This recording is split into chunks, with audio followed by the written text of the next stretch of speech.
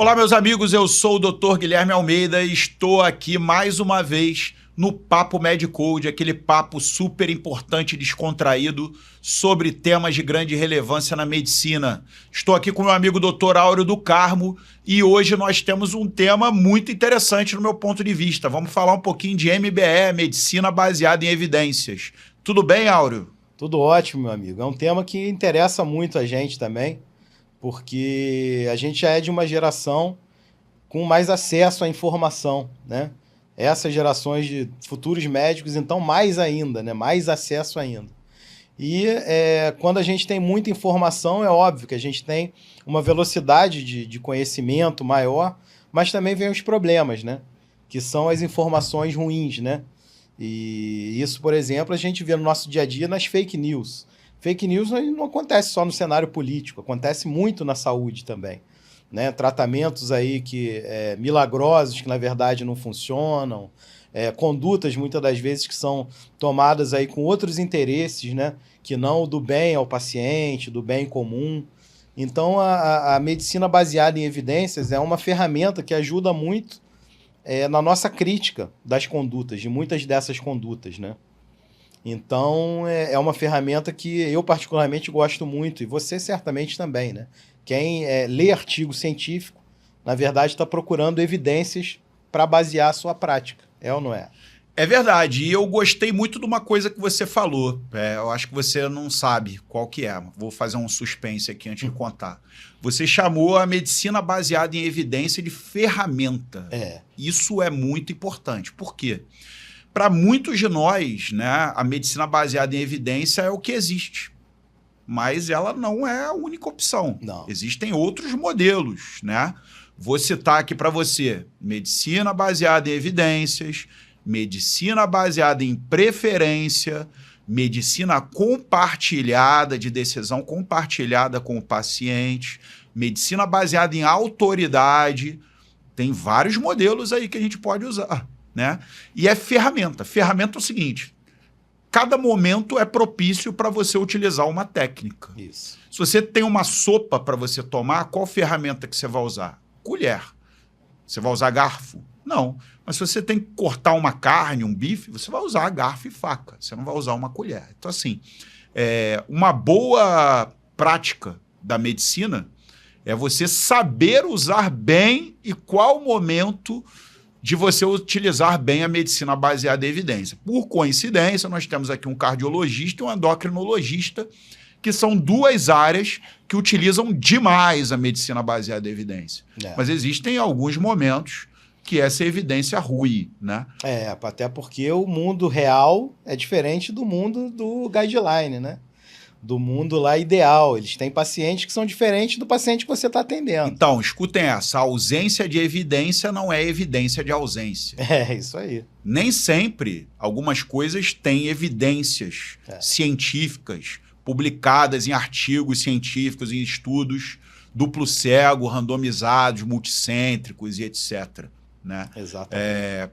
Dipirona trata febre? Trata dor?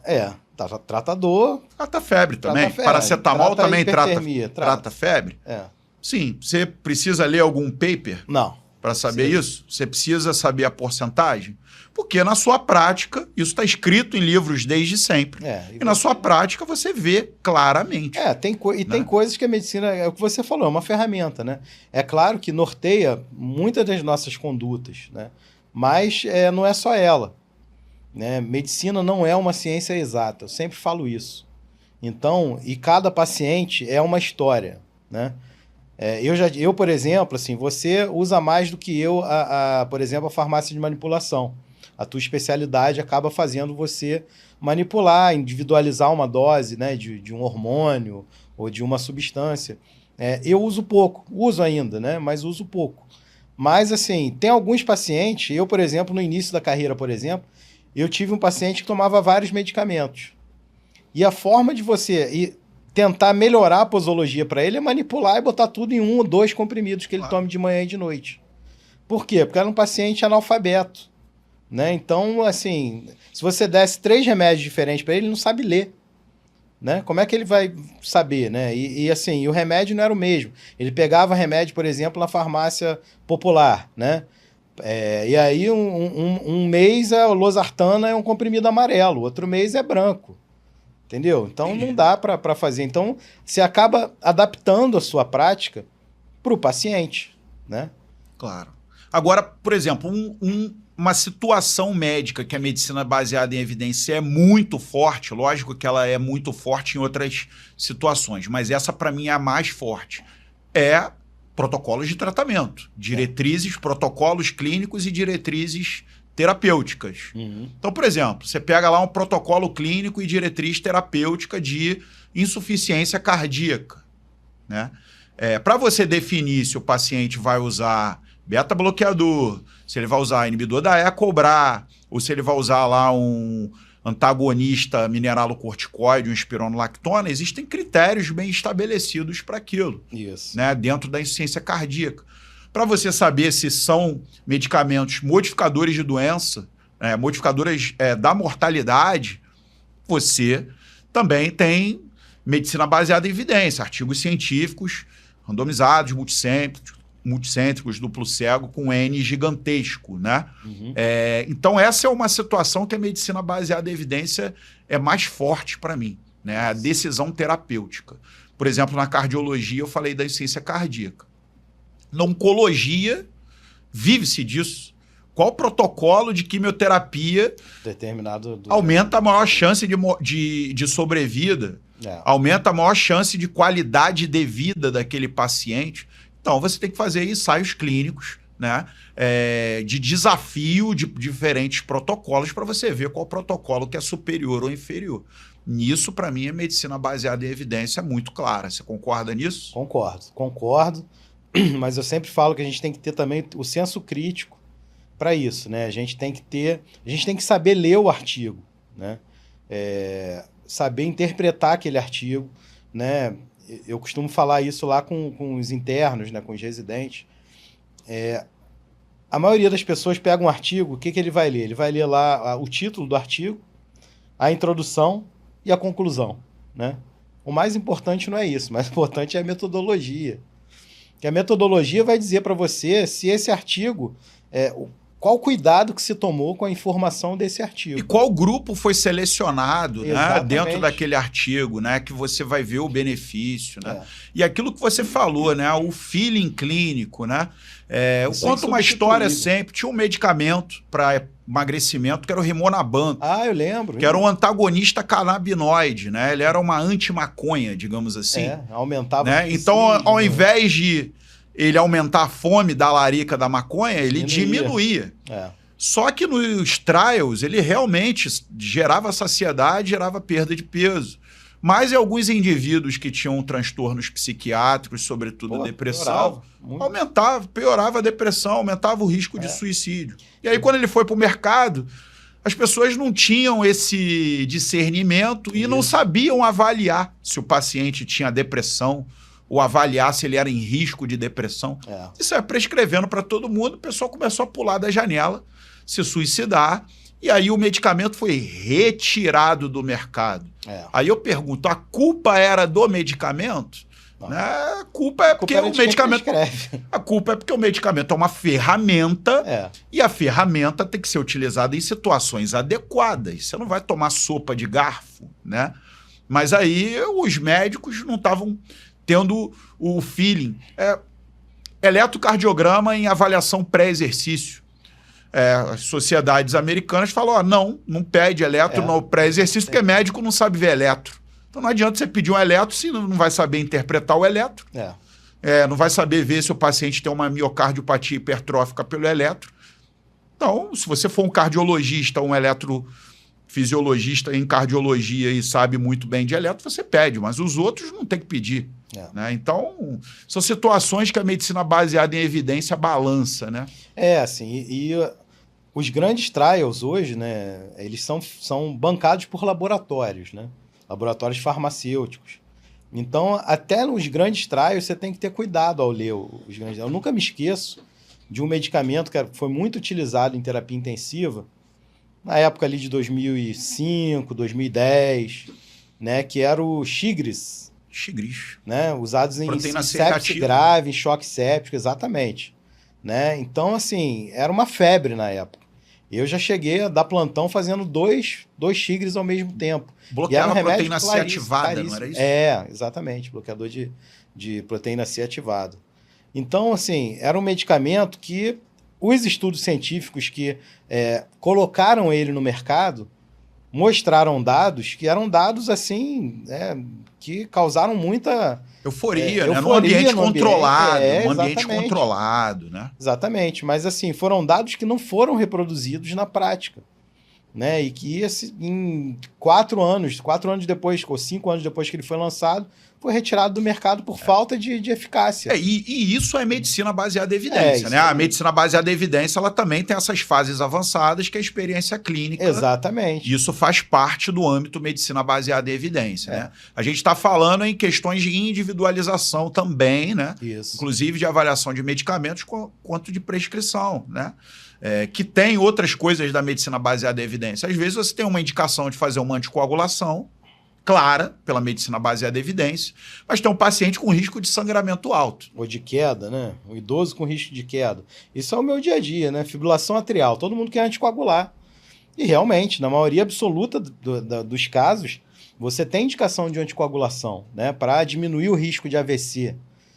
Mas, assim, se você não anticoagula, o paciente tem um risco, por exemplo, ali de 5% de AVC por ano. Se você tem um idoso com alto risco de queda, né, que já caiu 2 vezes, por exemplo, no último ano, né, o que é pior? Ele ter o risco de ter 5% de risco de ter um AVC em um ano, ou ele cair e bater com a cabeça?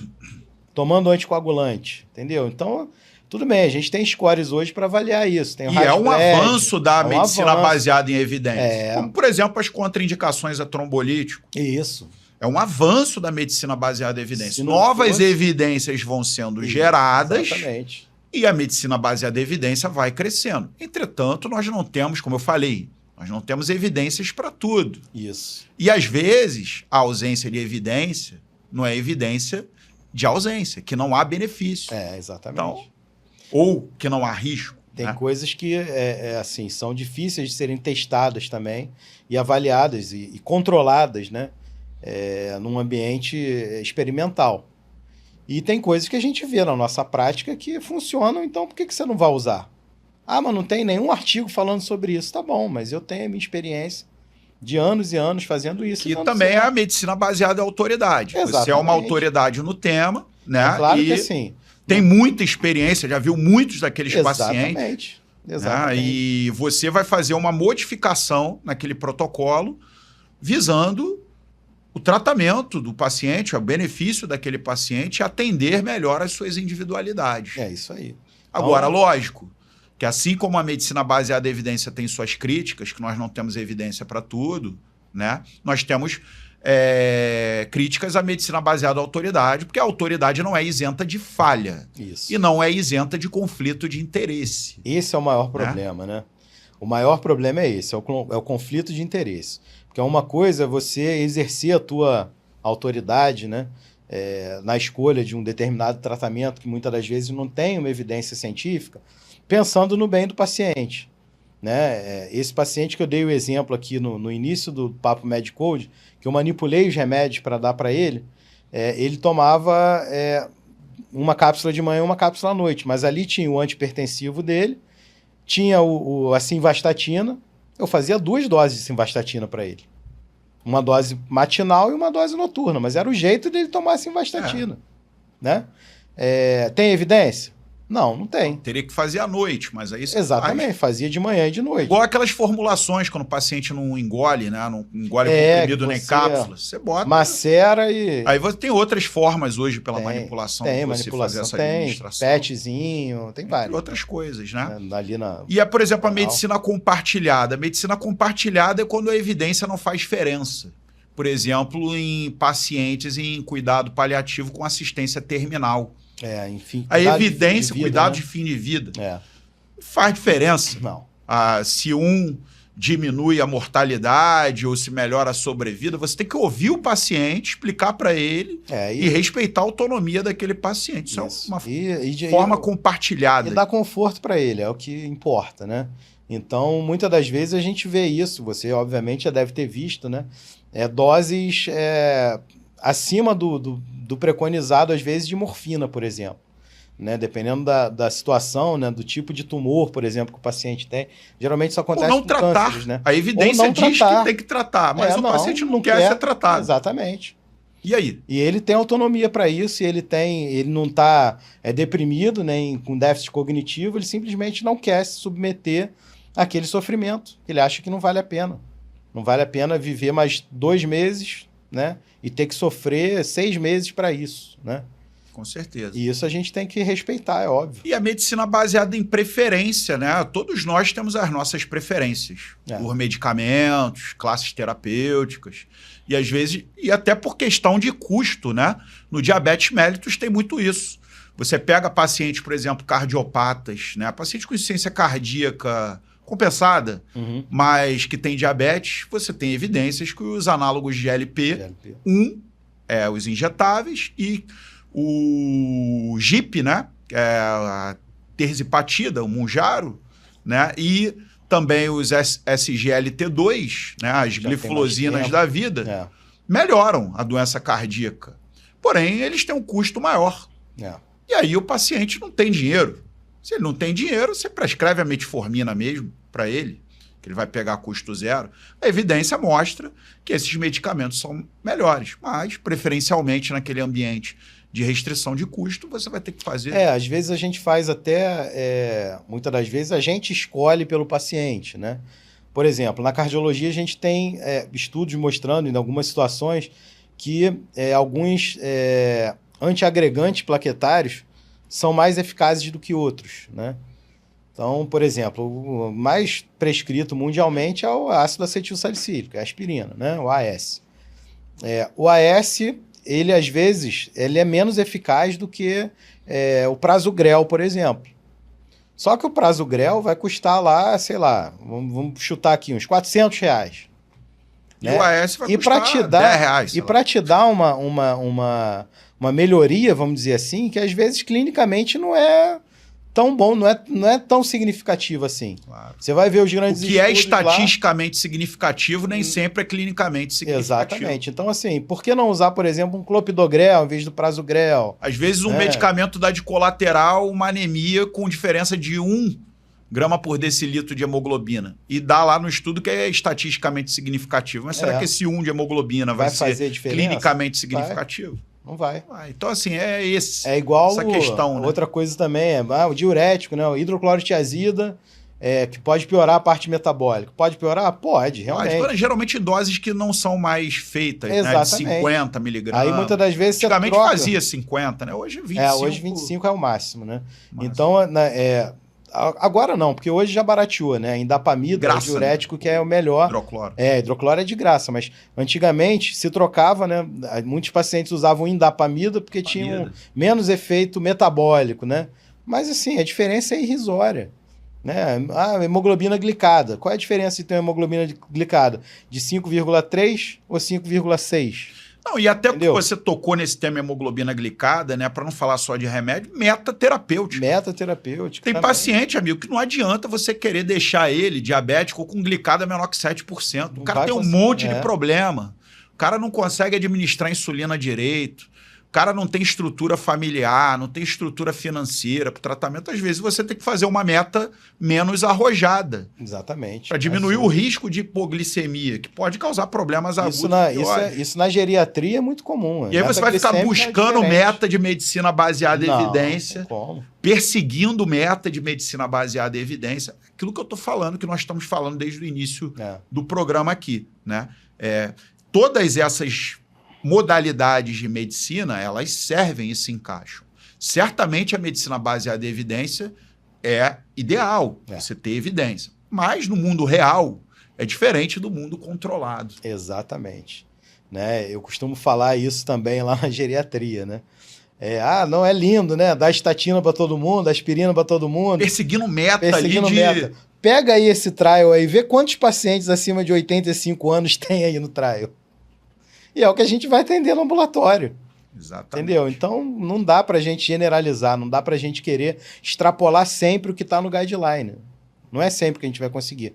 Uma coisa é você, né, atender um paciente comum, entre aspas. Um paciente de 60 anos de idade, 55 anos de idade, é o hipertenso, é o diabético, é o dislipidêmico, aí você tem o que controlar. Ó. O ideal é que seja tanto de LDL. Protocolo clínico e diretriz terapêutica para nortear. Nortear, exatamente. Então, ó, se você tiver um LDL abaixo de tanto, é melhor para você. Você tem um risco menor de desenvolver, né, uma coronariopatia. Isso é tão sabido, Áureo, que nos próprios protocolos clínicos e diretrizes terapêuticas é avisado essas situações de exceção, que fica a critério médico. Claro. Nos próprios protocolos já vem. É o que tem que ser, né? É a parte crítica, né, do próprio protocolo. E assim, e os guidelines, né, e até apresentações em congresso hoje, uma coisa importante é o cara ter que falar o conflito de interesse dele, né? Porque, assim, não tem cabimento você fazer, por exemplo, um documento que vai ser usado né, por uma sociedade inteira, num país inteiro, e todo mundo ali que está ali fazendo lá o tal do guideline tem conflito de interesse porque é speaker de algum laboratório farmacêutico, está recebendo alguma coisa para propagar um remédio, né? Então isso tem que estar pelo menos explícito lá. Né? E eu já sou mais radical, acho que não. Olha só, se tem conflito de interesse, não pode participar desse documento. Ponto. Vai lá dar suas palestras no congresso, são válidas, óbvio que são válidas. Né? Não sou contra nenhum speaker, né? Mas isso tem que estar às claras. E se há um documento de uma importância de um guideline de uma sociedade brasileira, de alguma especialidade, na minha opinião, fora. Speaker tá fora, esse aqui é speaker. Ou então pega ele e manda ele falar de um assunto diferente daquele medicamento ali, do que ele está envolvido, né? Beleza. Porque, às vezes, o médico tem a autoridade dele por ser tecnicamente muito bom, tem uma formação muito boa, então você também não vai punir o cara porque ele é speaker lá do laboratório. Certamente, né? Meu amigo. Então, espero que tenham gostado e curtido bastante o Papo Medicode. Foi bastante enriquecedor aqui para mim e para o Áureo. Aguardo vocês na semana que vem. Um forte abraço e até lá.